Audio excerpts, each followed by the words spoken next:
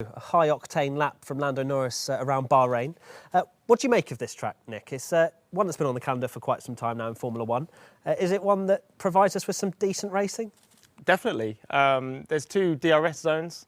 It's a circuit with pretty much everything, high speed, slow speed, medium speed corners, and you can see from Lando's lap, there's not really any time to rest until you get to the exit of, or the end of Sector 2, and then the long back straight into the last corner. So yeah, it's going to have a lot of ups and downs for the drivers, really, really bumpy, making sure they get everything right. But yeah, what a fantastic circuit to start the season on. Right, let's get straight to it and find out what happened in Quali 1 for the Bahrain. Here we go then, Q1, and we are taking a look at Cedric Tomei at the moment, struggling at the beginning of the session, as we can see. Coming around the final corner, we've got a nice little box to the bottom left. Obviously the driver's not here in the studio with us, they are remote driving, and unfortunately for Tomei, it was a pretty difficult session for him, but not as difficult as Bono Huisnik, who ended up last out of all of them. Yeah, what a shame for him for the first round here at Bahrain. You can see trying to do absolutely everything. He didn't really get off to a good start and hasn't managed to get it sorted in his final run of Q1. 4/10 of a second though, 4/10 between first and last. It literally blows my mind every single time I look at how ridiculously close these guys are. Obviously it's equal cars, it's a completely level playing field. They can tinker with the setups as much as they like, but there's Haddad just about making it through into Q2, and as if by magic, here is the start of Q2. Jarno Opmeer, he was extremely impressive in the Pro Exhibition races and one really putting a mark down.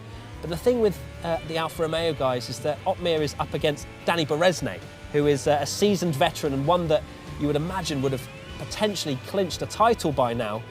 How does one stack up against someone that is so highly rated, Nick? Well, Opmeer's just got to come into the season knowing that he's strong, he's got the potential, he's got the opportunity now to show his muster against Bereznay, and so far so good for him in Q2. Bereznay has the most crazy brake pressure I've ever seen. I'm surprised he doesn't go through his simulator every time he brakes for a corner. We might see a little camera of him later on. Here's Brendan Lee not making it through to Q3. So the champion 2 years in a row at the beginning of this F1 Esports series out in Q2. I think he was P12. Very surprised there as well from Brendan Lee. Even himself was pretty shocked at that one. Yeah, because especially after last season when it would have been so disappointing for him not challenging for the title. But we're coming towards the end of Q2 here. Here's Daniele Haddad, currently in 15th, and he's going to come over the line and just miss out on Q3. That must hurt. Wow. Yeah, he was. You could see how frustrated he was. Yeah, just missed out slightly. What a shame. And straight on his phone, just like any modern F1 Esports driver, right? And now we go into Q3. This was where the top 10 positions were sorted out, and Dani Bereznay really pushing, and you would have seen how hard he presses his brake pedals. I'm surprised they survived, but round the final corner, it was so close, Nick. Like, I've said many times how close F1 Esports is, but this qualifying session coming towards the end was ridiculous. Yeah, and this is where I say these guys they're aliens. They practice 8 hours a day, but it's all about, you know, getting to the end of qualifying with the perfect lap, and it's the driver that can hold their head the best, especially for Jarno Opmeer here. He knows he's on a good lap. He can't make any mistakes, a slight mistake, and it could be the difference between first and P10. And track evolution coming into play as well. As we can see, the times are tumbling, and right now we're looking at Jarno Opmeer, who's known as the hot lapper. That's what some of the drivers have said, that he's a hot lapper but doesn't really know how to race wheel to wheel. That's not what I said, it's what some drivers have said, but he is very much in the mix as we look to the first race. Nicolas Longuet, though, taking pole position, moving from Red Bull to Renault. I mean, what a surprise, it has to be said. It was someone that has shown bits of performance, and there's the fist pump. You can see how much it means to him. Yeah, look at that, and you see the gap difference was incredible. What a lap to get that done right at the last chances, and you can take this one from me. I think he was about as surprised as I was. As you can see, here's the classification, and 88 thousandths of a second between the top 7 is probably the closest qualifying we've ever seen. I don't have the record books with me, Nick, but I can pretty much promise you that that is the closest qualifying we've ever had. But yeah, Nicolas Longuet and Marcel Kiefer up there on the front row of the grid, maintaining his performance from the pro exhibitions. So Danny Beresne as well, up in P3, someone that we have mentioned as someone that probably deserves to have been right at the front fighting for the championship come the final few races. How does someone bring themselves back after such kind of mental disappointment from sometimes, you know, maybe the wheel went wrong or maybe they had a bad race where they nipped a front wing? How do you reset yourself into a new season? Well, that was the past, right? And it's all about bringing yourself into the present, into the future, knowing that you obviously have the pace, the potential, the talent to do it. And he has had a lot of time to look at himself and you know, do his homework and make sure that his mistakes don't happen again. But yeah, he's going to be very excited to get going, and he's done a good job to start the season off. Right, first question of the day. What was your biggest surprise from the Bahrain quali? Well, Nick, what was your biggest surprise? Was there anything out there that you kind of thought, was it just the fact that it was so close? Yeah, I mean, it's a shame to see Brendan Lee not making it into Q3 and being surprised himself. I know Brendan quite well, and he's a very, very nice chap. But I'm very, very surprised at how tight and close it is. You know, 86 one-thousandths of a second or whatever between, you know, the top 7. It's incredible. So make sure you get involved with the Twitch chat and get us your opinions in as well. It's quite interesting, the fact how close it was. And I'm sure that a lot of people watching are also very surprised. So make sure you let us know for that exactly what you think. Now let's go and take a look at Alex Albon and the second quali that we're going to be taking a look at very shortly. Hi, I'm Alex Albon. I'm a racing driver for Aston Martin Red Bull Racing. I'm going to take you through the track in Vietnam. It's a new track for all of us, so I can only tell you from the simulator. But yeah, let's have a look. Okay, so starting the lap, we're going down into turn 1. A very slow, off-cambered-ish corner. Looks very tricky. It's hard to find your braking point, and sets it up nicely for turn 2, turn 3. This corner looks very tricky. It feels like you have to find a point at where you want to turn in. It's all blind, being a street track. And then you've got this very quick kink, trying to stay off the walls as much as possible. So going down a long straight now, a good place to overtake. It feels like a slow chicane, a little bit like Monza, I would say. So clipping the curbs, yes or no, we don't know yet until we drive the track for real. So now we're going down a super long straight, even longer than the previous one, around 1.6 kilometers. DRS open as well, so I think this will definitely be the place to overtake during the race.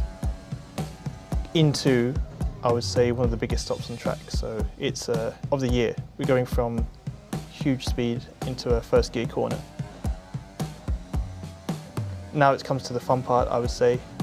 Very technical, very mixed. So we go to a 90 right, followed by these really quick flowing corners with the walls each side. I think this will be very, take some time to build up, let's say that. And yeah, going through all the corners now. These are right, lefts, right, almost like Suzuka, but on the street. So that'll be very fun. And then finally going to a slower left-hander, exiting towards the last corner. And it's very committed. Get as close to the walls as you can, make it look good on camera. And yeah, that's a lap of Hanoi. Big thanks to Alex Albon for taking us through a lap of Hanoi. Now we have a much quicker lap, Nick, from Marcel Kiefer, someone who knows Alex Albon well from the virtual GPs and getting Alex up to speed. And here we have a very quick lap around here. Nick, take us through it. Yeah, a very technical lap here at Hanoi. Deep on the brakes, into turn 1, really tight hairpin, and then we're heading into turn 2, and it goes on forever. You go all the way out to the left-hand side, over to the pit lane exit as well. It's a right, left, and back on the power, and this is the first DRS zone. Now heading into the next right-hand. You can carry a lot on the way in here, but you don't want to overdo it because it will put you out of contention for the left-hander. So you don't want to be out of position, and it's perfect there from Kiefer. So another long left-hander goes on forever. Straighten up the wheel and get on that power all the way down the back straight. This is one of the longest back straights I've seen for a long while. You could go for a toilet break, couldn't you? Yeah, you can have a bit of a chat, have a look at your wristwatch, see how much time you got left going. But yeah, on the DRS, and then it's a heavy braking zone into a tight left-hander. So you don't want to snatch a left front really, really easy. here to do that. And then the exit is so crucial. You can easily spin up the rear wheels. It's a little left kink and then into a right-hander, making sure you carry enough on the entry. And then now it's the left, right, left. And you've got to be so fine every time you go through there. Another right-hander and then a long left. There's so much flow and technicalities of this circuit. But look at Kiefer doing a fantastic job. Going into the second to last corner, left-hander, do not get it wrong. And then another long left. But if you get that wrong slightly, you're in the wall. But great luck. It's one of those tracks, Nick, where I feel like if you're just a tiny bit greedy, that could be the end of your race because, as you say, there's so many walls. It's one of those tracks where you genuinely have to thread the needle throughout the entire lap. I mean, you were saying left, right, left. I mean, if I was doing that, I wouldn't have a clue. I'd be going the wrong way. It's like Azerbaijan the first time I learnt that, you know, going down the escape roads, all that sort of stuff. But it is very technical. It's one of those tracks where the drivers would have had to have learned it brand new. This is the first time we're seeing Hanoi qualification, and we haven't seen it in real life. Do you think that would affect the drivers at all, not really knowing the track at all and going into this game? No, I mean, they practice so much, you know, you're not really going to see their practices off camera. So when it comes to the real thing, you know, they'll know every nuance of this circuit. And in real life, it's going to be difficult for the real drivers to get on board because you have to build yourself up, especially through those left, right, left sections. But it's going to be great to see how the esports drivers get on with it. Well, let's take a look at the driver lineup then. We have got a stacked lineup. It's a very exciting season, it has to be said. Obviously, we've got a lot of familiar faces, Nick, that we've seen over the years for this F1 Esports Pro Series. You've got the world's fastest gamer, supposedly, as that's his title, James Baldwin. He's won a title there. Can he translate that into the Formula 1 2020 game? You've got the likes of David Tanitsa, reigning champion. You've got Joni Tormula, who promised that he wouldn't shave until he won a race, and I don't think he's won a race since he promised that, so he's going to be a very hairy man coming into this season. But there's lots of drivers here that have quite strong personalities, Nick. Do you think that's something, I know it's a virtual world that they're in, but still having that strong personality as we look at the second page, is that something that helps, you think? Well, especially for their teams, you know, they're representing well-renowned F1 teams, and they want to sign people that have got personality, that are good both on and off circuit. So I think it's just as important. Perfect. You've got Fabrizio Delgado, who's won from the first ever season. So he's back in for the F1 Pro Series, which is very exciting indeed. I'm actually really intrigued. It's something I've banged on about quite a few times in the race shows, is the fact that they're not here. They're not under the lights. They don't have necessarily the pressure of people staring at them, the crowd. You know, they have their cuddly toys, mascots, whatever they want. Do you think there's actually a big difference being in your own home setup and have those home comforts? Definitely. Sim drivers, sim gamers love being at home in their home simulator. It's definitely going to help them. It doesn't mean that it's not as important. You know, qualifying and the races are just as important, but I think you're going to see some drivers excel. The fact that they're not under the lights here in the studio with a lot of people watching, but they know that there's a lot of people watching at home. Now, we've got one more person to introduce, to watch Q1 with us. It's very odd, me introducing him, because it's usually the other way around. He's been here since day dot. It's Mr. Tom Deacon. Come in. You've got your lovely mug as well. Look at this. What were the chances? We've all got the same mug. I know. It's crazy. It was in the WhatsApp group, wasn't it? Yeah, it is. We've got the email. But this is so exciting to be in your show, Matt. This is very odd. This is a very strange alternate reality, isn't it? But how are you, Tom? Are you looking forward to the new season? Yes, very much so. Also, first time working with Nick as well and getting his expertise on it. Yes, like you say, been here since day dot.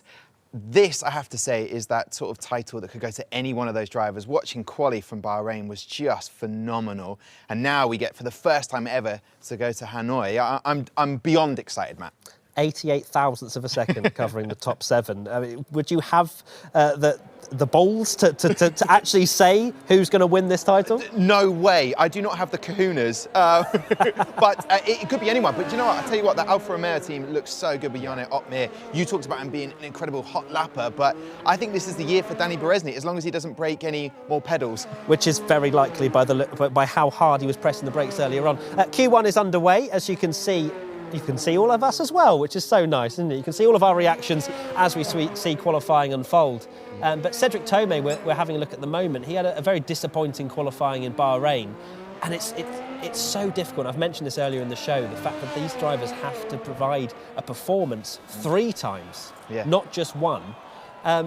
Nick, you know, you're a racing driver, you love your esports as well. How difficult is it to keep that up throughout 3 sessions, let alone 1? Yeah, I mean, as I keep saying, this is real life. This is a real life situation for the drivers now, Q1, Q2 and Q3. So they've really got to show their stuff at this point in time. Yeah, it is difficult, but it also helps them because they might not get the perfect lap in Q1 and they're still through to Q2, so they could still use every session to improve themselves and make sure that they're ready and on top of their game for Q3. So as much as it's going to be difficult for them, it will also help them with this new format. Now, Tom, I had the pleasure of watching you play the F1 game. Was it last year? Play, yeah. An interesting word. Yeah, attempt. Have you had a go since? Have you picked up a controller? Or Mentally, I don't think you have a simulator, do you? Mentally, I've been there. I've been living it through. But what's been fascinating during the whole lockdown when we had the virtual Grand Prix and the Pro Exhibition was to see these guys actually put the lap times in. Like watching Simon Weigand's one in Hanoi, which we're in right now, and the corner cutting, the idea of like putting it to the limits. And when Nick was just mentioning about it's a left-right, it's a left-right. I mean, I would have been lucky to come back in one piece that whole car. But these guys are just, the consistency they have to deliver is genuinely remarkable. Absolutely, and you know this track itself is such a difficult one to really nail. You know, Nick, you know, quite well. You took us through the lap and described how difficult it is, and it's really noting where the turn-in is and where you're able to pick up that extra half a tenth. It's not as simple as just one line through every corner. I feel like there are different lines and different ways you can go about attacking this circuit. Yeah, I mean, for these guys, it's going to be second nature to them. They're not necessarily looking for their turn-in point or their, the correct point to get on power. They're just going to be doing that naturally. And they'll have had a lot of time to try and get to grips with this new circuit. But yeah, I really enjoyed this. I've been on this track before on F1 2020. Really, really enjoyed it. It was difficult, and any mistake can cost you so much. But these drivers, they're so good. Matt, it's fascinating. I'm just noticing Michael Romanidis making his debut in F1 Esports, the Pro Series 2020. That's remarkable. He's the youngest driver now ever, and he beats Alvaro Correton by 1 month. Which is just phenomenal. It seems like the drivers are getting younger and younger, but I don't know, like the whole point about Hanoi is how much have they actually put the time in to know this inside out, which you would expect for, say, Spa or any other track? Well, they'd have to put in a huge amount of time for a track they've never driven. You know, they need to find these little nuances, the way the curbs upset the car, and you have to change all sorts of things in the setup to then try and work out exactly what is the perfect sort of mix of being able to be quick in qualifying, be quick in the race, which is a completely different thing. Now, I was speaking to somebody about who's part of one of the F1 Esports teams, and they were saying that Ferrari stole a march on everybody else in terms of the setup, and they can't afford that to happen because just rocking up and being 7 tenths off the pace, it's not like you can just change that going into the next racetrack. If you haven't put the time in to work out exactly what is going to work with these cars, then it'll be a difficult season throughout. And it's when we think of Brendan Lee of old, Nick, the amount of movements on the steering wheel of changing the right fuel mix, the right this, the that. He was the expert, he knew everything, but it's about that consistency. He didn't manage to get to Q3, so you're thinking, well, is it just on the performance, the jitters have got to him maybe, or you don't know, you've got the perfect setup, but you don't necessarily deliver when it's expected and needed of you. Yeah, I mean, it's a shame for Brendan Lee because when F1 Esports started, he was taking the world by storm, and everybody could see what he was up to. And then, got to a point where he was sort of struggling, and I think himself, he didn't really understand why. So it gets harder and harder for him. You sort of spiral mentally as a driver. But yeah, I mean, these are sort of testing times for Brandon. So I think he'll definitely come out on top or learning more and more as the season goes on. Absolutely. As Q1 unfolds, we'll get a bit more action. A lot of drivers still in the pits, which would make me think that they're not really wanting to set a lap time just yet. And there's a few, you've got Karaton, Huis, Romanidis, Biancalila and Tormala, as well as Tomei, all setting sort of banker lap times at the moment. And it's a different strategy already going into Q1, where we have some that have gone out and used a set of soft tyres. You know, they don't have an unlimited supply of them. They want to banker in right now, but as the time progresses through Q1, the track becomes quicker.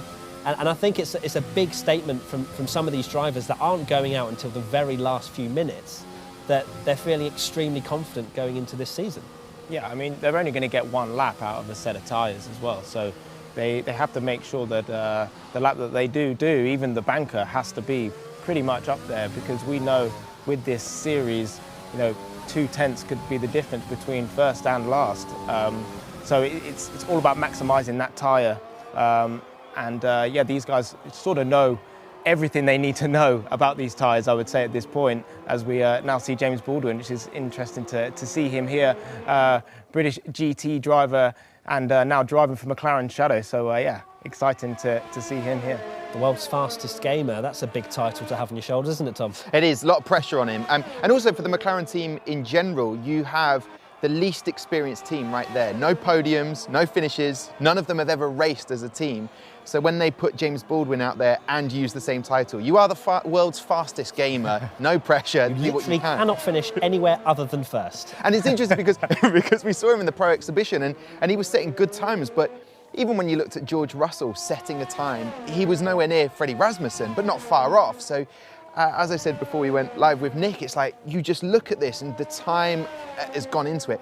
But I find it fascinating that Patrick Holtzman isn't there, and I'm looking at that lineup, and Manuel Biancalila is instead of him for his teammate, and Joni Tormala, and I think that's interesting. Why not go with that experience sometimes? Is it because this is a new track to everyone, or you know, you have to think of it as a team? Who's going to fare better? Who's in the right shape of mind, maybe? I think we've seen it in real life Formula One as well, haven't we, Nick? Where it's not necessarily the experience that some of the teams are going for. It's the fresh-faced talent where they've got absolute raw speed, because I guess in some ways you go for maybe someone who's really impressed you but maybe doesn't have as much consistency, rather than somebody who's very consistent but not right at the peak of the performance that you wish for. Because I suppose you can hone that first driver who has the performance and bring in consistency, but it's more difficult to inject more talent. Yeah, I mean, it's difficult. I mean, at the end of the day, F1 is a team sport as well. You want to get as many points for the team as possible, and it's the same here in F1 Esports. You want to have the most consistent drivers as possible, the driver that's always going to, maximise every part of his lap, and especially during the races. But yeah, getting that balance is very difficult for any team manager. So 7.5 minutes left of Q1. And we still have half the field yet to set a lap time, and it's all the big names are the ones that haven't set the lap time. So clearly they're feeling very, very confident. You've got Berezne, Rasmussen, Kiefer, Otmir, Longuet, obviously got pole in Bahrain, probably feeling very confident going into this next qualifying session. But because of how close it was, you can easily find yourself the wrong end of a top 15 and you're out in Q1.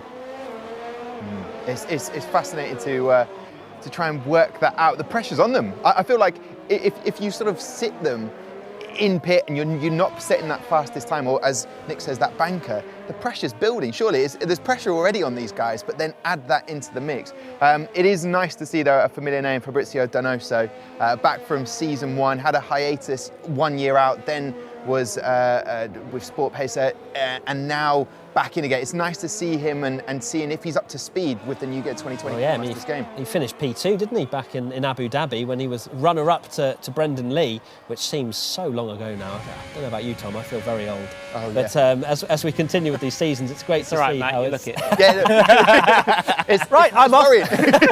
It's worrying, Matt. I'm beginning to find these grey hairs as well. Yeah, this hosting malarkey is not for me. But it is interesting to see how these drivers are developing, and Fabrizio is one that I'm really going to be looking for to see where his performance is, because he was one of the top drivers back in the day, but can he bring it to F1 2020 as Jarno Otmir is currently the fastest by a pretty substantial margin of 2 tenths, which is, well, 1.5 tenths, which is a big margin when you look at Bahrain. But the bottom half is where we're really looking at. Danny Berezne's had a pretty shocking first lap. And Nick, you were saying the soft tyres, they're only going to be good for one lap. So there's a lot of pressure on Beresne, perhaps Brendan Lee as well, down in 13th. And there's a lot of lockups right now, we're seeing, aren't we? Yeah, this is what I said. It's really easy to snatch a left or right front into these slow corners. But especially with this this new format for these drivers, with the previous format, they could just come out and start doing their qualifying. But now they have to wait. How long do they wait for? When do they come out? And they've got to make sure that when they do come out, they've got enough time to do a second lap if their banker isn't strong enough. So it's going to catch some drivers out, I think. Right, business end of the Q1 session now. No more of our faces, which I'm sure a lot of people will be happy about, as we now focus in on who is going to make it through out of Q1. You've got Brendan Lee, Yoni Tormela, Danny Moreno, Cedric Tomei and Simon Weigang, the 5 that will be dropping out at the moment. They're in the pits, all of them in fact, so I imagine one final run for these guys, but a slightly bigger performance gap, not really. It was 4 tenths separating 20 drivers in Bahrain. It's, well, ignoring Tomei, it's just over half a second, or 6 tenths. So still very close around a tight and technical track. Where do you see, Nick, out of, you did a beautiful hot lap for us earlier, took us through it wonderfully. Where is the time gain, do you think, in this track? I think it's going to be on the brakes and on exit. So entry to a corner, making sure you don't outbrake yourself, lock a left front like Baldwin has done on the way in here, and also to be patient and make sure you maximise your exits and don't lose or break any traction, which Baldwin doesn't do here. So yeah, it's all about entry and exit, I would say, in terms of this thing. But we don't really see any slipstreaming or any drafting from previous teammates or whatever. So it's it's a really interesting one for me to see, especially live. Everybody for themselves, it looks like. As you say, no slipstreaming, and it's the longest straight on the calendar, right? So it's interesting that no teams are really trying to utilise the slipstreaming effect, but it can get very messy indeed, tripping up people and getting in the way of other people. But here's James Baldwin right now. He's very much on the cusp and needs to put in a good lap. It looked like he was a little bit out of shape in that first sector, not particularly hooked up. And just one little mistake is going to cost him potentially 10 positions. Tom, you know a lot of these drivers.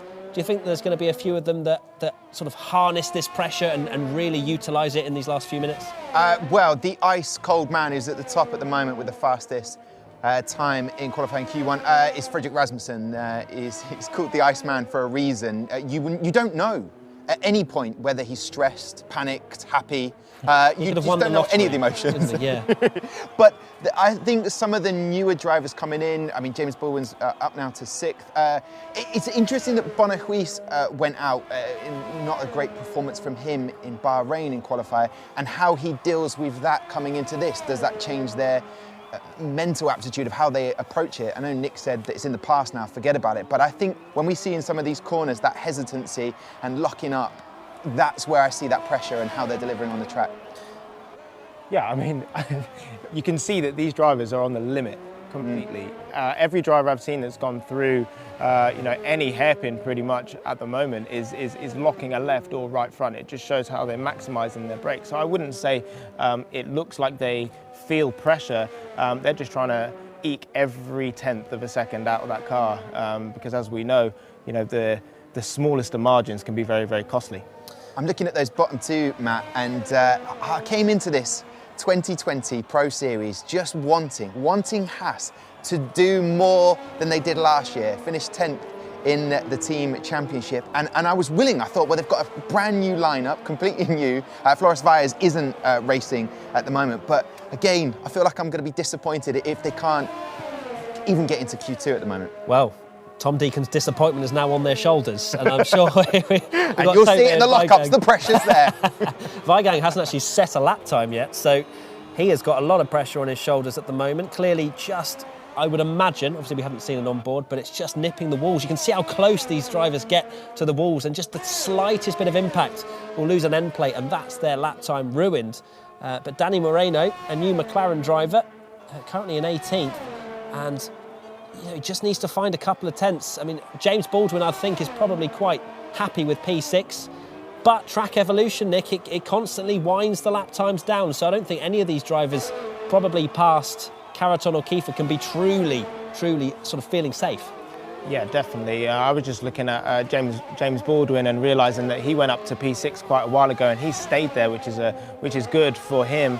But yeah, this is crunch time for the drivers that are in the bottom or the drop zone. It's going to be so difficult for them to make sure they hook up every sector. It's a lap that really will bite you with the smallest of mistakes. Look how close you get to the wall there, and that's Moreno going to P9. So yeah, decent lap time for Moreno. I'm going to ask the production gods to potentially give us an onboard of Brendan Lee if we can, or Danny Beresnay, either or. 15th and 17th respectively is Beresnay and Lee. So big pressure on their shoulders, and it's a track that we've already said is really difficult to thread the needle and get a perfect lap time. Danny Beresnay has got, crucially, some space ahead of him to really focus in. But that's quite wide, isn't it, Nick? That would have lost him a bit of time. This is an interesting lap. You know, I really want to see how this unfolds, because Beresnay is now 16th. He's got to make sure he gets this lap done and dusted. So we're heading down the long back straight. He's going to be thinking, do not make a mistake on the way into here. We know how easy it is to lock a left front. So he's going to spot his braking point, go down into first gear, and he does lock a left front, and a little bit of a moment and movement on exit. So not the greatest of laps so far. I can't believe these guys. They disturb me so much of each when I lap. Where are you? So Danny Beresnay coming towards the end of this lap now, and he's slowed down. He's slowed down. Danny Beresnay is going to be out in Q1. Now that is a turn up for the books, isn't it? Wow. Where did Brendan Lee end up? He ended up, I couldn't quite see, but there is Danny Beresnay. He's got his well, he loves singing, and well, that's a microphone I don't think he's going to be singing into anytime soon, as he looks more upset with his qualifying session. Down in 17th. I'm curious to know what the reasons were behind that. You know, was it the strategy that didn't play off? We talked about it at the beginning of the Q1 when they were setting out to set their times, but you noticed that just that little front lock, and then you said it was going to be down to where their braking point and when they're sort of accelerating out of corners. So very quickly, so it's Romanidis, Blakely, Beresnay, Vigang and Tomei out in Q1. Lucas Blakely, another big scalp to go out in the first qualifying session. He had an incredible win around Monaco in the Pro Exhibitions, fighting off David Tonitzel, you can see just down the road there. Marcel Kiefer, fastest and looking very strong. Yeah, and also a stacked fridge. That is, he's put the time in there, he's stacked the fridge, he's ready. That's what we need for this qualifying show. That's what we need, a stacked fridge. Yeah, he's on brand. He's on brand. Yeah. Which team does he drive for? I couldn't quite tell. Yeah. But all of the training that's gone on to get to this point, him and Freddie Rasmussen, I kind of look at that as a lineup, and I think, well, Marcel Kiefer is going to learn off Freddie, but there's going to be times, I think, where you're going to say who's the number one out of those two. Indeed. There you go. There's Marcel Kiefer, looking very happy indeed with his full gaming setup and streaming as well. You can see the microphone hovering there as well. I wonder if a Red Bull will disappear between Q1 and Q2 to really get the energy going once again. But not looking... Oh, there you go. There's a smile. I was about to say not looking too happy. But Kiefer and Rasmussen 1-2 in Q1. So Red Bull looking very strong indeed.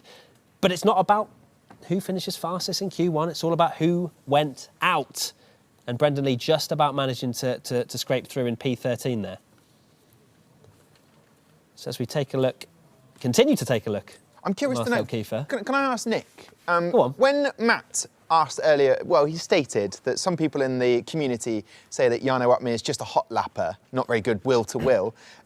As a driver, would you take that personally? How would you feel if that was said about you? If I was known as a hot lapper, that's a good thing. If people only class me as a hot lapper, I would want to prove them wrong and show them that I can do that in the race also. So I wouldn't take it personally or feel any certain way. You know, any publicity is good publicity. Okay. Right, let's take a look at the Q1 results and who went out in this first session. There you go, Michael Romanidis, Lucas Blakely, Daniel Beresnay, Simon Vigang and Cedric Tomei. The two Haas boys didn't listen to your message saying that you were disappointed if they didn't get through. And, well, it was still very close, but the Haas boys looking like they're struggling a little bit. And it looks like, I've just heard in my ear, we're going to lose you, Tom. No, listen, You're I've off. said enough about Haas. It's time for me to go. Gentlemen, it was an absolute pleasure. I'm sure the Haas boys will be messaging you after your comments. But thanks so much to Tom Deacon for being a part of this show. Nick, what was your thoughts coming out of Q1? Yeah, what a shame for Danny Beresnay there. I was sort of shocked, really excited to ride on board with him. You know, he had all the pressure of the world on his shoulders. And you can see how frustrated and upset he is with that, which is what a shame for him. You can see how angry he is. Yeah, but that's a big shock to the system. I would say for me, and especially for his fans and everybody that wants him to do well. Yeah, not a happy bunny at all. Now, Tom Deacon has left, but we have upgraded him for a newer, fresher model, one that I am in the commentary box with a lot. It's Mr. Alex Jakes. Come in. Thank you very much. Big round of applause in this socially distant studio. Hello, Alex. You've also got a mug. Where are we getting these from? Well, you fed it, just before you came on, or did you bring it yourself? Well, I can't. What drama we've had already. Yeah. What? Absolutely unbelievable. What did you make of Q1? So surprised to see Beresnay go. I had him down as one of the favourites for pole position, but is it me, or on this opening day of the season, does it feel like there's a little bit of a mix going on? That things have been equalised a little bit. You've talked about the different circuits.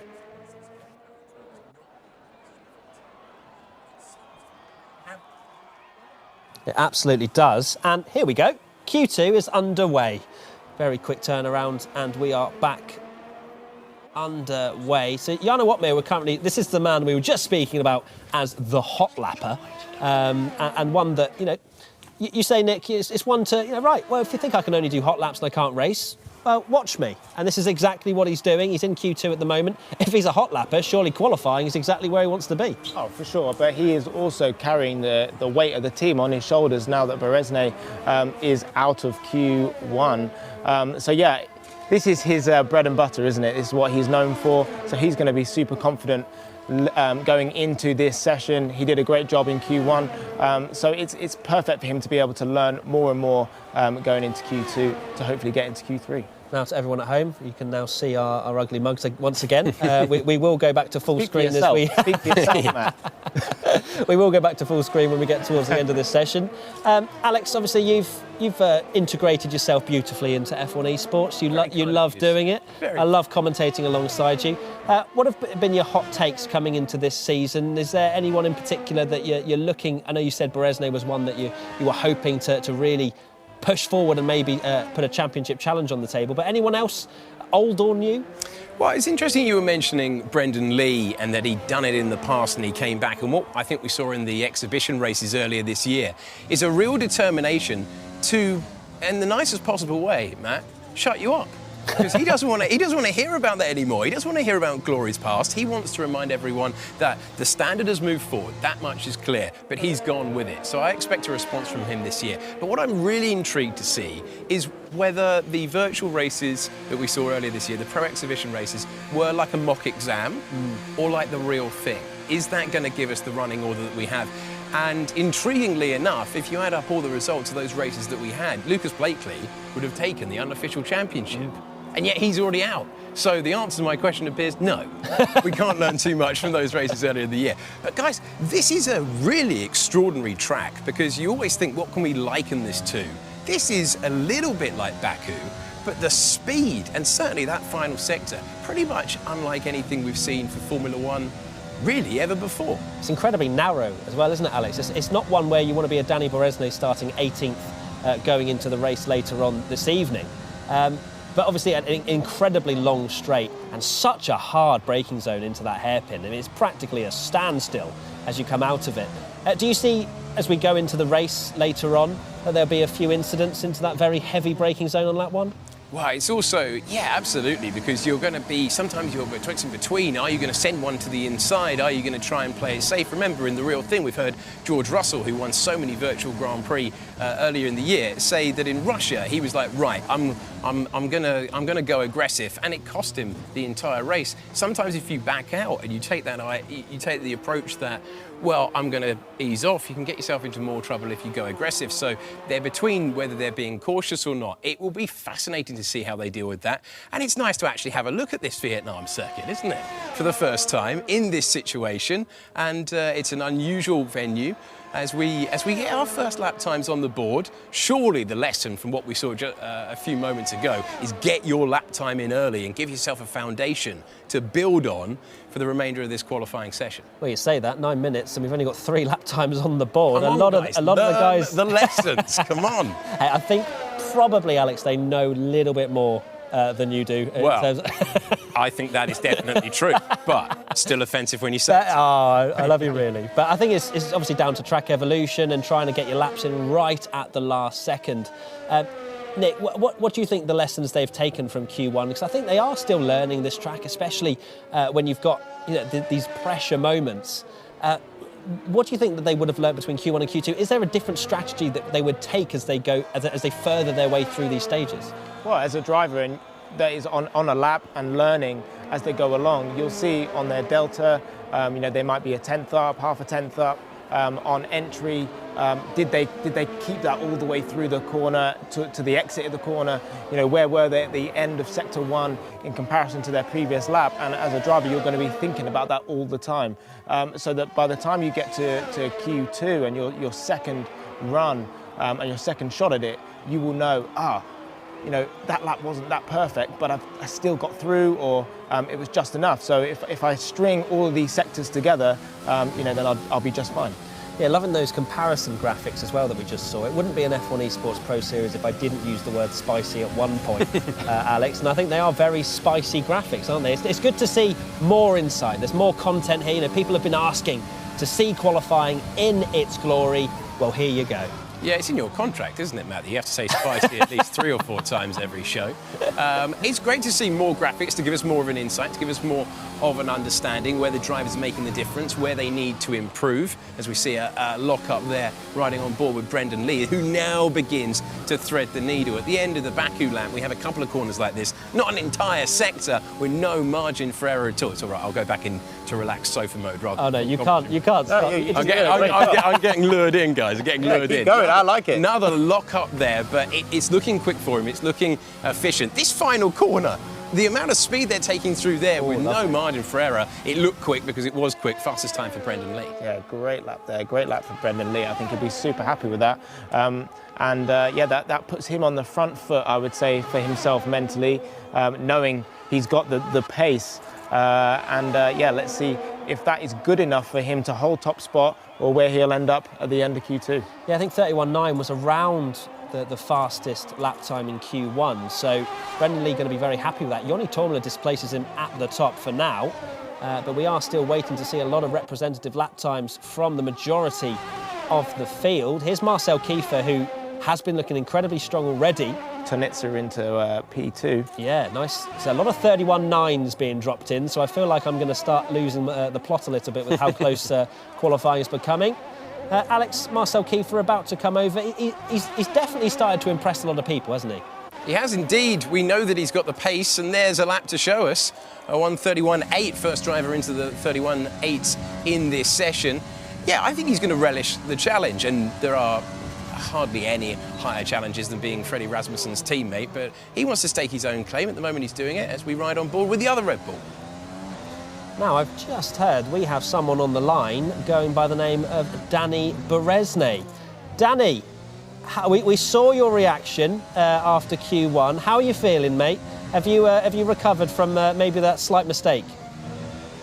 Yeah, I'm not happy at all about myself. I mean, the first lap I felt like I got slightly blocked, but then I had another chance with a new set of tires, and I just didn't put it together. This track is very technical in terms of cutting. You really need to attack the curbs at the perfect point because they are high and can throw your car away, but if you don't attack them, then you will be just slow. And I didn't attack them aggressive enough, and I was just too slow. Basically, that's happened. I mean, there is no points for qualifying. Still a 20 lap long race is to come, so I'm pretty excited ahead of it. But I don't like starting from P18, I guess. Well, it's going to be a very exciting race for you, isn't it, Danny? That's for sure. Obviously, not an ideal qualifying for this one, but how are you feeling going into this Pro Series once again? Have you refreshed, reset the mindset? Because I was hyping you up at the beginning of the show saying, look, Danny Berezne, he needs to fight for a title. He deserves to fight for a title. Do you feel like you can do that this season?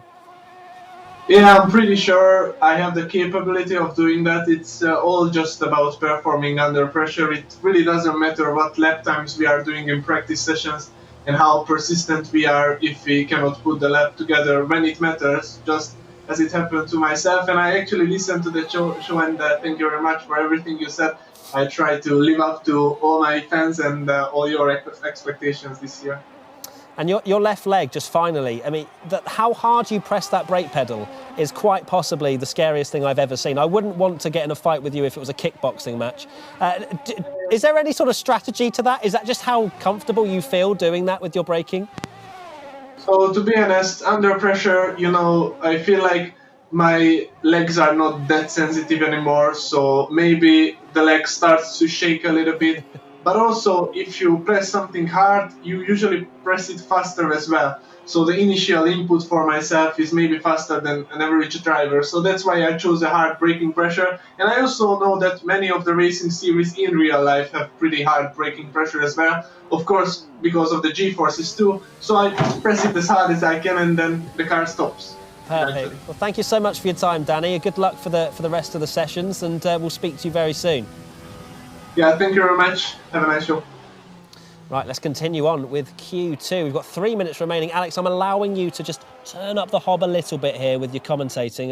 Listen, whilst we remain in vision, I remain... Oh, hold on a minute. Gone. 2 minutes, 50 seconds to go. Nicholas Longuet again. I think one of the most surprising things as an outsider now coming in, having watched the races at home and now holding the microphone for this championship, is that he only got the one race last year. When he got that opportunity, he put it on the podium. He's now decided to leave that team, and he is strutting his stuff right now for Renault. So right now, Nick, we've got Jarno Opmeer, Bono Huis, Manuel Biancalila, very difficult to say, Fabrizio Donoso and Daniele Haddad with 2 minutes and 19 seconds. Those are the drivers that will drop out if they don't improve. Bono Huis is one of those is known as one of the best sim racers out there. Why do you think, Nick, that Bono hasn't quite taken to the Formula One game like he has other platforms? I wouldn't say it's the fact that he hasn't, taken to this Formula One game. Just like Danny Berezne just said, it's all about performing under pressure. And if you don't get that banker lap done initially, you're really under pressure for your second and final lap in Q2, including Jarno Opmeer as well. These people, they are fast drivers, but it's all about being consistent. And sometimes it can really affect them. So I think anyone from sort of Alvaro Carreton down is going to probably be a little bit nervous going into this last 1 minute and 23 seconds. Here's Daniele Haddad, who just missed out on Q3 around Bahrain, qualifying 11th. He's, 35 seconds into his lap. He's got a car ahead of him as well, which isn't going to be ideal. Gets out of the way beautifully, does the Red Bull. But he hasn't set a lap time yet, Daniele Haddad, clearly showing, Alex, how difficult this track is to really nail a lap. Yeah, not surprised at all, given certainly the final sector of the lap, especially where you're erring on the side of caution. You build speed through there up to this final corner on the racetrack. Squirmy. Nick was talking earlier on about braking traction. There's a great example of it. This is not exactly where he would want to be in terms of the qualifying session, because come race day... Looks like he's backed out of that. He has indeed. You've got a third of the lap where you can't even shape for a pass because you've got the technical section. So any bad qualifying performance here is really going to scupper any chance, despite those heavy braking zones. 30 seconds to go. Jarno Opmeer, Mr. Hot Lapper, is currently not in Q3 at the moment, and we've got a little bit of team radio coming in as well as we take a look at Marcel Kiefer.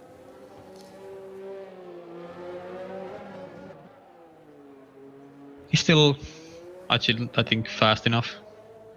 For top 10? Yeah, I think so.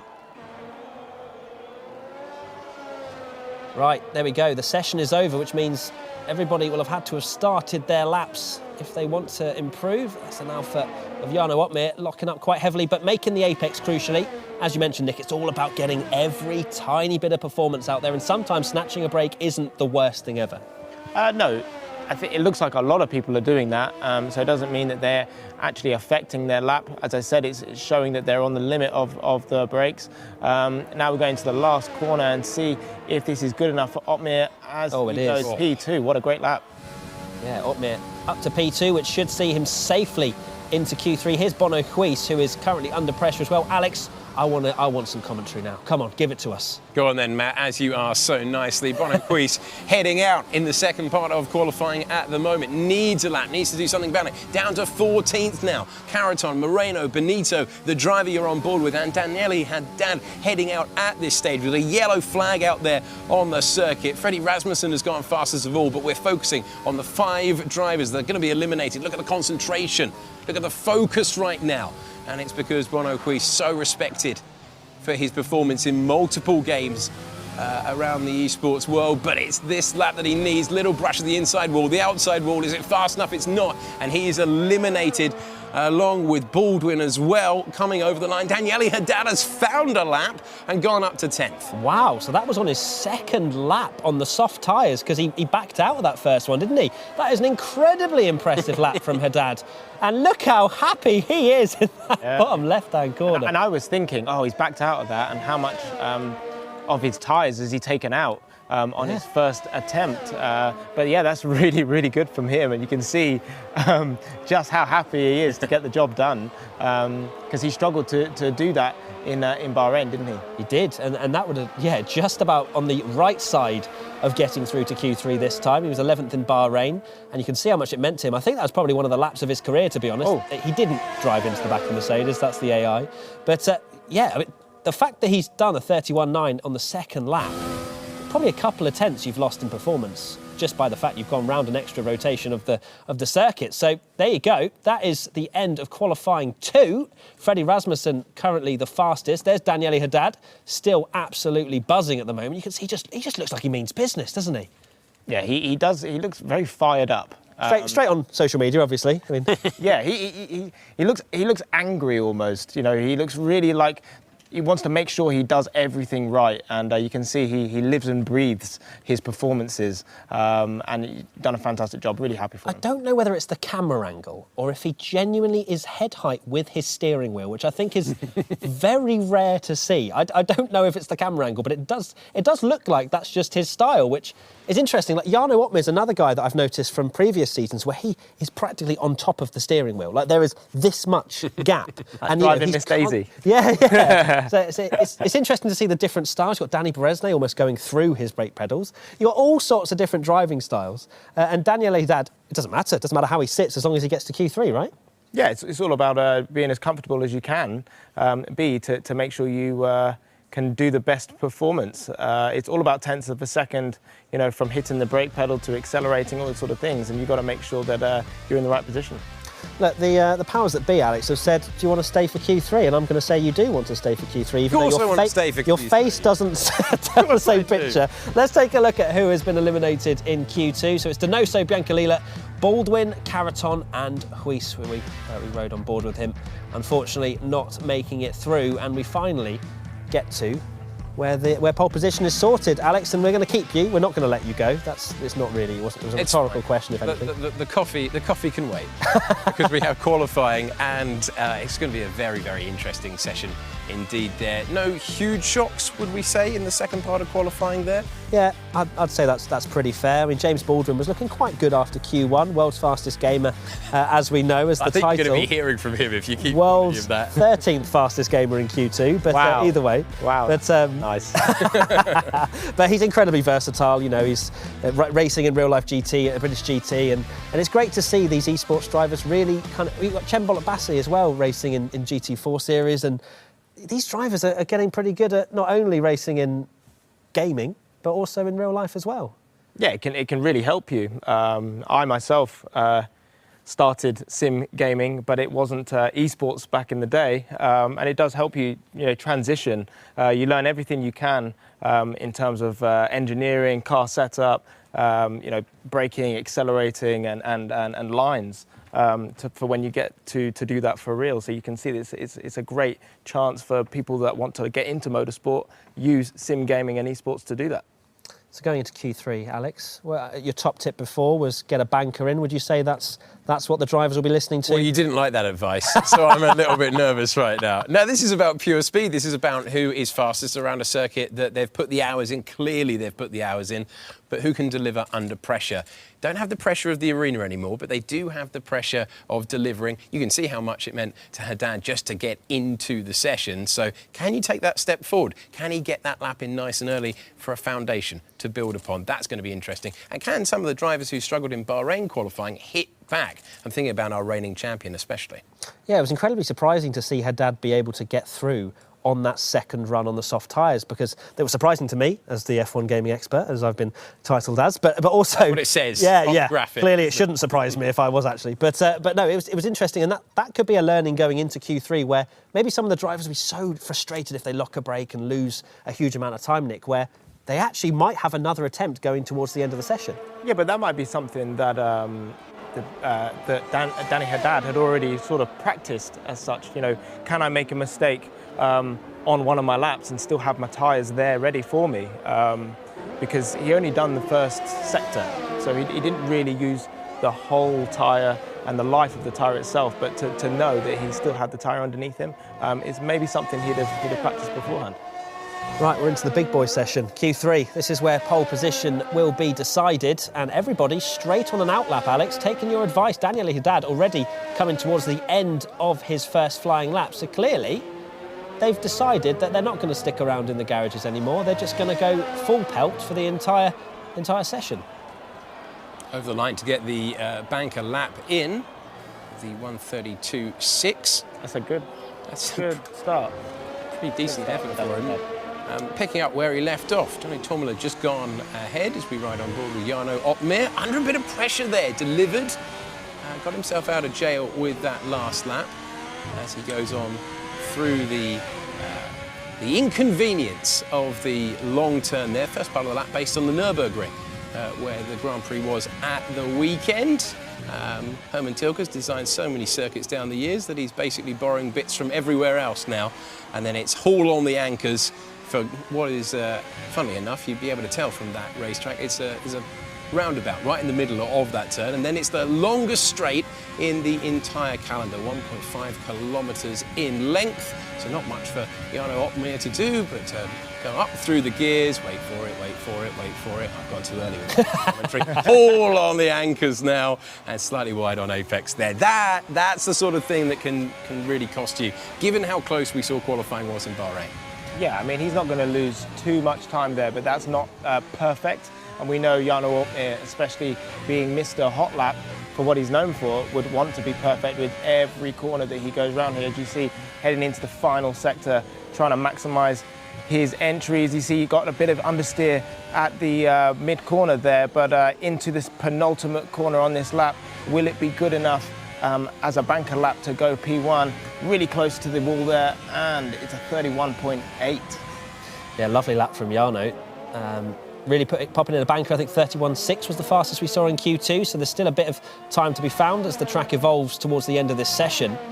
There's Freddie Rasmussen.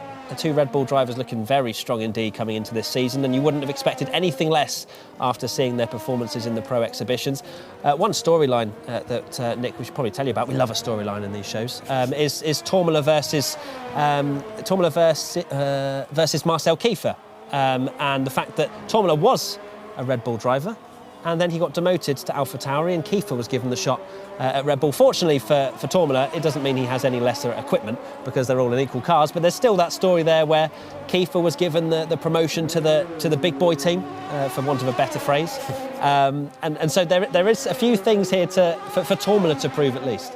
Yeah, that's not so much a shame, I would say, for Tormula. It gives him more fire in his belly to prove his worth. And it's great the fact that we're all using equal cars here. Every driver is using the same performance of the car. So yeah, that's a great lap there for Longuet. Pole for Longuet again, Alex. He is really staking a claim as one of the drivers that's surprising us, it has to be said. Yeah, absolutely. With the one start last year on the podium, and he has seized his opportunity at the moment. Was the driver to beat in Bahrain qualifying, now finds himself at the top of the pile with one run to go after this. That's going to be hugely encouraging to him. You're talking about fire in the belly, Nick. That's exactly what Longuet had coming into this season. You want to leave me on the bench? Fine. I'm going to switch teams. I'm going to prove what I can do. So far in qualifying this year, he is looking mighty.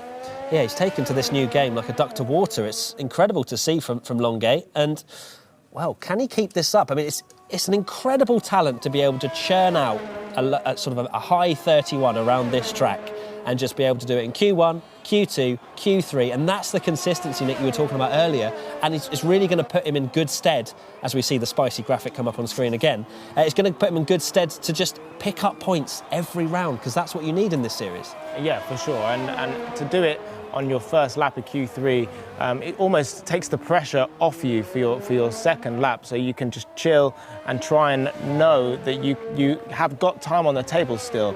Nicholas will know that it's not the perfect of laps, or he might have thought to himself that he can't go any faster, but that's a great banker lap for him, and everybody else is now under pressure to try and take pole position away. He means business, as you can see his setup there as well. Having a chat away to maybe one of his engineers. Of course, it's not just the drivers. There are the Formula One teams behind each and every one of these drivers, giving them all the support. And Nick, I'm interested to know, as we have a little bit of a lull in the session now, as all the drivers are in the pits, you've done real-life racing, you've done esports. What I've seen from me personally, especially from last year and this year, is the fact that the Formula One team's really putting a lot of resource behind developing these drivers, not only to be fast in the game, but to be mentally fit, to be physically fit. How important do you think that is, even when it comes to esports? Yeah, when I was speaking to Brendan Lee before the virtual GPs, I was blown away by the amount of work that the team put into Brendan. And he goes to the factory, he goes on their simulator, they look at the data and see how he could get faster and faster. You can see that he's got fitter as well, physically, mentally, drivers are getting better, more improved, and that's all thanks to the teams putting the resource behind them. And you can see it's really showing that esports as an industry is just growing, and you've got great teams behind them to improve all drivers. Yeah, to see, it was remarkable to see the transformation of Brendan Lee, and that's where Mercedes really stole a march on the rest of the competition, was putting a huge amount of resource into developing him as a person, developing him mentally, physically, and then he won the title hands down. Obviously, we come into last season, and perhaps Brendan Lee was a little bit resting on his laurels. Is that fair to say, Alex, that maybe last season and even in the pro exhibitions, we didn't see the Brendan Lee that we've been so accustomed to seeing as a two-time champ? I think everyone else took a step forward. You're talking about trying to find marginal gains. I think everyone basically caught him up. And he will be motivated to try and come back and try and respond. One thing to win the first title, another thing to retain it. I think that's a very hard thing to do, and he proved himself in that season. But now everyone else has caught up. Can he respond at the moment? Fourth is well placed with coming up to about 90 seconds to go. But it's brilliant to see the whole team effort that goes into this. But right now, doesn't matter who you've got in your ear, doesn't matter who you've got training you during the week, when it comes to the end of Q3, you are on your own, you are down to your ability. Equal cars, this is going to be thrilling stuff. Can anyone displace Longuet away from a second pole in a row? Oh, this is going to be very exciting, Alex. I'm probably going to tap into your commentary once again very shortly. We've got 1 minute and 9 seconds remaining. Everybody on their outlap. We have got a right shootout on our hands as Brendan Lee comes over the line to start his flying lap. Alex, you know what to do. So Brendan Lee, he can't hear Matt Gallagher, but he knows what Matt Gallagher's been saying. Can he come back? I don't think he's thinking about me at this point. Well, you never know. You never know. Don't count yourself out. Quite a lot of time to find. Opening sector's the first task. Sector 2 looks okay. Sector 3 we can live with. But Sector 1, he would want to at least gain some time back to Longuet. And he has. Yeah, you can see in the top right. Gained a little bit of time on Longuet there. So it is an improvement. That's what he would be expecting at the very least. Got to put your rivals under pressure. If they find a faster lap, fine. But you would be expecting an improvement at this late stage. Longuet, Ockmere, Rasmussen, Lee, the contenders in the battle for pole. Of course, Marcel Kiefer in 5th for the time being. Still on that outlap. It's going to be last over the line, if indeed he does get over the line. So we are now heading into the final sector here for Brendan Lee. He's got it all on his shoulders. Can he make it perfect? Into the right-hander, and he does a great job now threading an eye of a needle through this sector. Right, left, right, into a long right again, coming up left, and then a right again. And it's a great lap so far for Brendan. He's got 2 corners left, and this is where the pressure really builds. He needs to make sure he maximizes his exit, don't get too close to that wall, and then sling it left and not clip any of that wall on the exit. And that's P2 for Brendan Lee. Lovely stuff from Brendan Lee. That's exactly what the doctor ordered. Here's Jarno Opmeer, 3rd at the moment. Where does he go? Straight to the top with a 31.6. Mr. Hotlapper has taken provisional pole for now. Freddie Rasmussen is on a lap as well, coming through the final few corners. Can the Iceman himself get towards the front? Tanitsa now goes P2, so close, 0.003 of a second I think that is between Opmeer and Tanitsa. Where does Rasmussen end up? P3, it's 0.6s everywhere, Alex. Where is the driver who was on pole before, though? We're on board with Marcel Kiefer. Where is Nicolas Longuet? We're waiting to see his response. Remember, Kiefer was late over the line. Here is the driver trying to retake pole position, and he's done it again. Nicolas Longuet cuts the beam, goes ahead of Opmeer and Tanitsa. He loves it right now. 2 in a row for the time being, with laps still being posted. They're pretty motivated there. Marcel Kiefer, can he take it away? He's the last driver who can, and it doesn't appear that he could, so he comes across the line. It's 10th position for Marcel Kiefer, and it's 2 in a row for the driver you're looking at there. You know, I said before that we had the closest qualifying ever. The top 5 separated by 0.03 of a second. My goodness me. This is getting stupid now. It's getting mad. It is getting mad. That is the difference between... Wow, you can see, so disappointed. When the margins are this fine, the disappointment, that's not separated by much, is it? No, and I feel like when they're in the comfort of their own home, they feel like they can, the drivers really express their emotion, all of them, obviously, on their phones, just expressing their emotions. But, wow, I mean, Mr. Longuet, he is really setting a benchmark out there at the moment and really maybe making Red Bull regret their decision of not racing him more. Last time out. But, wow, 0.03. How am I supposed to get my head around that? That's nothing. I mean, Enzo Benito was there as well. He came from nowhere, and I think he ended up P5 in the end. We'll have a look at the results in a moment. But what a qualifying session, Nick. What were your takes from that? Yeah, what a fantastic lap for Longuet there. You know, Jarno Opmeer and Brendan Lee thought they had the job done almost. A fantastic lap. They were all going to P1 and then it was just, you know, dropping down. And at that point, Longuet was actually P5, so he really needs to get that job done, and he did. Are you looking forward to commentating that race, Alex, later on? I absolutely can't wait. The first lap around that circuit when, you know, cold tyres, cold brakes, a lot of fuel in the car, that's going to be high-pressured stuff. It looks like it's going to be a thriller. So many different stories as well, isn't there? There's Beresnay at the back. You've got such... I mean, the fact that it's in qualifying so close means in the race pace as well, it's going to be incredibly close. We've seen before in years gone by where drivers have struggled and it's almost been a train. But I think with the fact we have a 1.5 kilometre long straight, Nick, I don't think that will happen this time where we'll just have a train of cars. There should be overtaking, shouldn't there, into that hairpin? We hope so. It's a very long straight, just like Alex said, 1.5 kilometres, as you said. So, yeah, you're going to have some drivers defending, some drivers, you know, trying to make sure that they put themselves in the right places to overtake or make an overtake or defend from another driver. So it's going to be exciting. Should be a thriller. Let's take a look at the results from that, well, quite frankly, ridiculous qualifying session.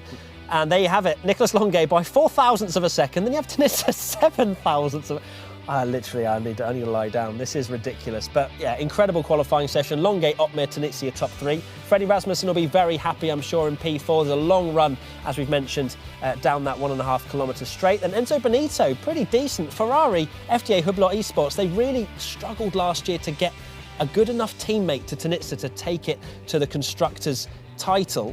Then you've got Brendan Lee in P6, Haddad P7, I'm sure he'll be happy with that. Moreno, Tormula and Marcel Kiefer, we know exactly how he feels after that final qualifying session. Now, what do we reckon?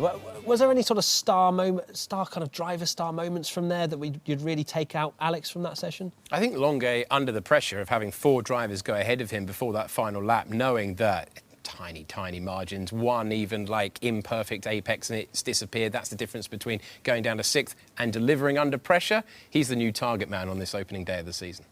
OK, next question to you watching at home on Twitch. Can Longuet continue his good form in tonight's race? Alex, I asked Nick last time the question that we posed. Do you think Longuet can continue the good form? I see no reason why not. He's taken a big step forward. He's got a new team. He's very happy. He's almost surprised that it's going as well as it is. The qualifying session is one thing, the race is another, but he's got the target on his back after a brilliant couple of sessions with 1 lap pace. Right, I've been saying lots of lovely stuff about Nicolas Longuet. Let's actually have a chat with him. And I'm sure he is very, very happy indeed. Nicolas, can you hear us? And how are you feeling after that qualifying session? Hello, everyone. I'm feeling very good, actually. I got pole with a pretty good lap, I think, and the gap was so close, so I was really tense at the end. Yeah, I'm still trying to get my head around that, to be honest, Nicolas, and I'm sure even you are too. I know we describe you as aliens, but 300 separating 5 drivers at the top is pretty crazy. What's changed for you, Nicolas? You know, you had 1 race last year, maybe feeling a little bit disappointed to not get your shot in the spotlight. This year, you're looking like one of the top dogs. I don't think anything's really changed from last year. It's just I've put a lot more work, also because I don't have school this year, so I had much more time to prepare for these events. And overall, I've been feeling at my greatest, and the hard work is showing off. Give us an insight. What does a typical day in Nicolas Longuet look like? What's the sort of training program? And don't say you get up at 2 p.m. You've got to make it sound good. All right. So, well, actually, we train pretty much every day from Monday to Friday. We come here at around 9:30 in the morning and leave at around 4:30, 5 p.m. But pretty much we come here, warm up, do some F1 training. Then on Tuesdays and Thursdays, we have like gym. So we go and do some physical training as well. And we also have mental and focus training. I don't know how to call it. But it's a very full day and we get home pretty tired at the end. And finally, give us an insight as to what's different in the F1 2020 game, and what do you think really has helped you to really be at the top of your game in this new platform? I think, well, actually, I'm not the biggest fan of F1 2020, but I'm not saying it's a bad game. It's just I don't feel perfectly really comfortable with it. But I feel like I found a way to adapt to it, and I don't know. I just feel. Like, it's just, I think it's the hard work that paid off because I put much more time than last year. So, yeah, I think that's why. And one final question from me, Nicolas. Do you think you'll be able to maintain the lead after that 1.5 kilometres straight? Is the slipstream pretty strong? The slipstream is pretty strong, yes, but I will do my best to try and keep the lead. And hopefully this race goes better. Brilliant. Best of luck, Nicolas. You're looking like one of the favourites. Hope I haven't just jinxed you. And best of luck for the rest of the season. All right, thank you very much. Right, there you have it. Nicolas Longuet sounding pretty happy with himself, isn't he? Well, as you would expect, really. Yeah, definitely. Not really surprised by himself, but you can see how much resource teams are now putting behind drivers, and it's great to get an insight to his day, what it's like to be an F1 esports driver, and you can see they're really working on that mental strength, that mental toughness as well, which is what it's all about when it comes to that final Q3 lap. So let's talk about who underperformed. I'm going to put it to you, Nick. Oh. Underperforming. I'm sorry. Inexperienced. Well, apparently I've been saying far too many nasty things about all the drivers, so I'm not doing the underperform question. Was there someone in particular that you would say has underperformed? We've mentioned Beresney. Is that the one that you'd say sticks out? Oh, yeah, without a doubt. But I think it's going to spice it up a bit, definitely. I'm using the word spicy. And it's rubbing off already. Yeah, it's going to be interesting to see how he gets on in the race. And it's great to see Brendan Lee up there and Tornitsa in P3 as well. I think very strong. And for you, Alex, who did about what we expected? Was there any sort of performances where it was pretty much standard for them? Pretty much everyone who went out in Q2, to be honest. Yeah. There were no real shocks there. But I think we've got a great racing prospect purely because we're going to have Beresnay coming through potentially on a different strategy, has very little to lose. Or does he look at it the other way and go, I'm going to need to recover some points for the championship? So interesting to see how he approaches that, given that we don't have a huge calendar. You've got to maximise every single race here. So I'm fascinated to see how he approaches it later on. And now my overperformer. Let's take a look at Nicolas Longuet, who comes over the line to take pole position. And it was a scintillating lap, one that literally you could not have made any more errors or adjustments, oversteer, understeer, nothing, because it was 0.004 of a second between himself and Jarno Opmeer. And we have some team radio to hear exactly how happy Nicolas was.